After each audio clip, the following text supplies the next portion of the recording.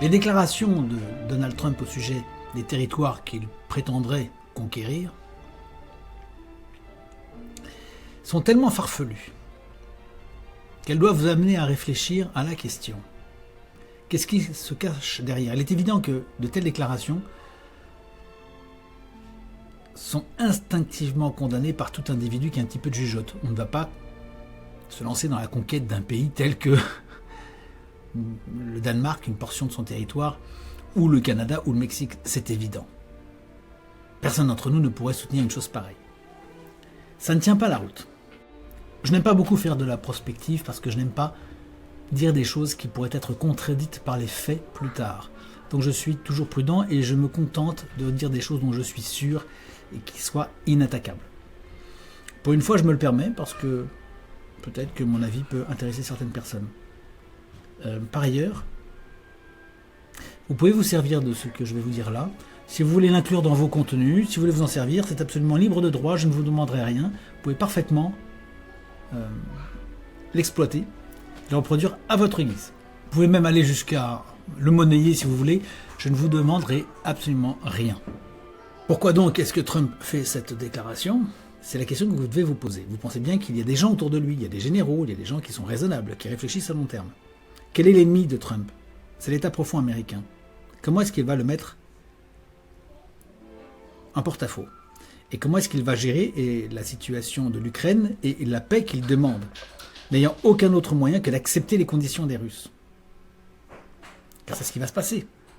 Il ne peut pas gagner la guerre en Ukraine, donc qu'est-ce qu'il va faire ? Il va accepter les conditions de Poutine, et à ce moment-là, il serait désavoué par la communauté occidentale qui dira « Monsieur Trump a perdu la guerre en Ukraine ».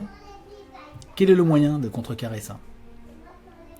Eh bien, c'est de prendre au dépourvu les faucons, les démocrates, les Vanguard et les BlackRock, en disant « Vous prétendez annexer un territoire qui est l'Ukraine. Moi, je vous en propose d'autres, beaucoup plus faciles à acquérir. Le Groenland, par exemple, on y va. Il n'y aura pas de casse, il n'y aura pas de bataille pendant des années. Il y a 17 000 soldats danois qui, en plus, ont envoyé tout leur matériel en Ukraine. Donc là où Poutine aura récupéré quelques centaines de kilomètres carrés, moi, je vous en propose des milliers, à peu de frais. Et en plus, ça nous met au contact de la Russie, en passe de pouvoir menacer la Russie, qui serait éventuellement menaçante. Ça, c'est le discours qu'il tient vis-à-vis des démocrates et de tout le clan mondialiste, annexeur, qui tente l'expansion du bloc OTAN vers l'Est. C'est aussi un discours qu'il peut tenir à Poutine. Il peut dire à Poutine au moment des négociations de paix « Très bien, si vous forcez la main sur vos conditions, si vous en faites un peu de trop, si nous n'avons pas notre mot à dire, nous, en tant qu'Américains, nous allons vous lâcher l'Ukraine, d'accord, aux conditions que vous aurez fixées, mais nous, pendant ce temps-là, on prendra le Groenland. Et qu'est-ce que vous allez faire contre ? Et nous aurons nos missiles à portée de Moscou, nous serons en situation de vous encercler. » Poutine sera à ce moment-là très embêté, il va être forcé de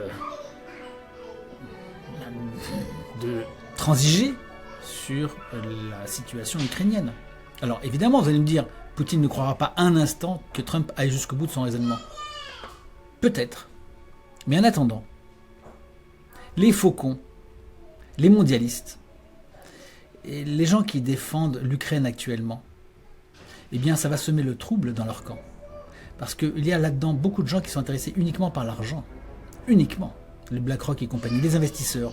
Si on leur dit, récupérons le Groenland avec ses ressources, récupérons le Canada avec ses ressources, et laissons tomber l'Ukraine qui nous coûte beaucoup trop cher, les investisseurs diront, banco, c'est beaucoup plus facile. Et à ce moment-là, Trump casse en deux le camp des mondialistes. BlackRock a bien plus intérêt à se lancer au Groenland qu'en Ukraine. Alors vous allez me dire, mais c'est complètement cinglé comme option, ça n'a pas de sens. C'est vrai, mais ces gens sont complètement cinglés. La preuve, c'est qu'ils pensent pouvoir se maintenir en Ukraine. Vous comprenez ? Pour eux, ils n'ont pas du tout notre logique. Pour eux, c'est tout à fait plausible d'annexer le Groenland, puisqu'ils n'ont aucun scrupule.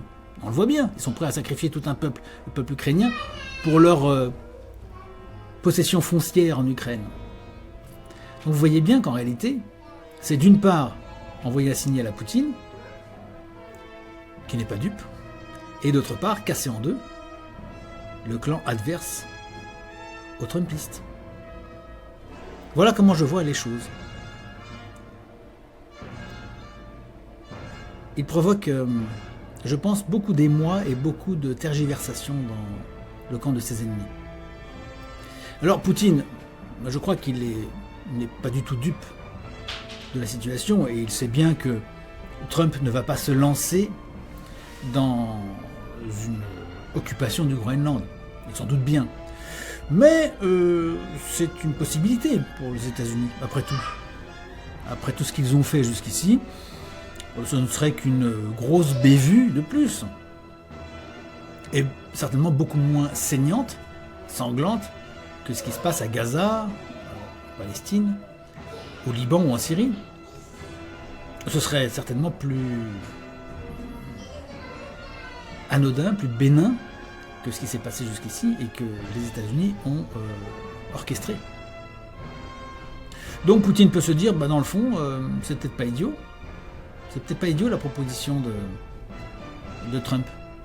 Trump prendrait le Groenland, laissons-le faire, et puis au moment des négociations, il se retire du Groenland, et nous cédons sur l'Ukraine, par exemple Odessa ou quelque chose comme ça. Ça donne le change. Voilà quelques éléments que j'apporte à votre réflexion.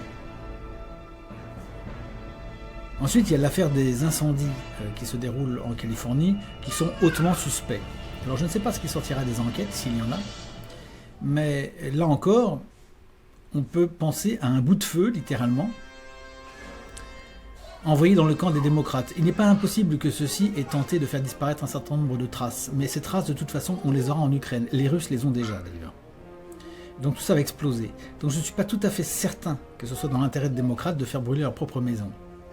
Certains d'entre eux, c'est probable, puisqu'on a vu des incendies déjà qui se sont déroulés il y a quelques temps, si vous vous souvenez. Une vingtaine de maisons ont déjà brûlé en Californie de manière extrêmement suspecte et simultanée. Mais il y a de toute façon derrière tout ça des choses qui se passent. Ça sent le soufre, c'est le cas de le dire. À mon avis, il y a quand même une grosse panique du côté des mondialistes. Ils savent que des choses, des éléments de preuve sur leurs agissements ont été saisis en Ukraine. Ils savent que Trump accède au pouvoir et que beaucoup de choses vont sortir.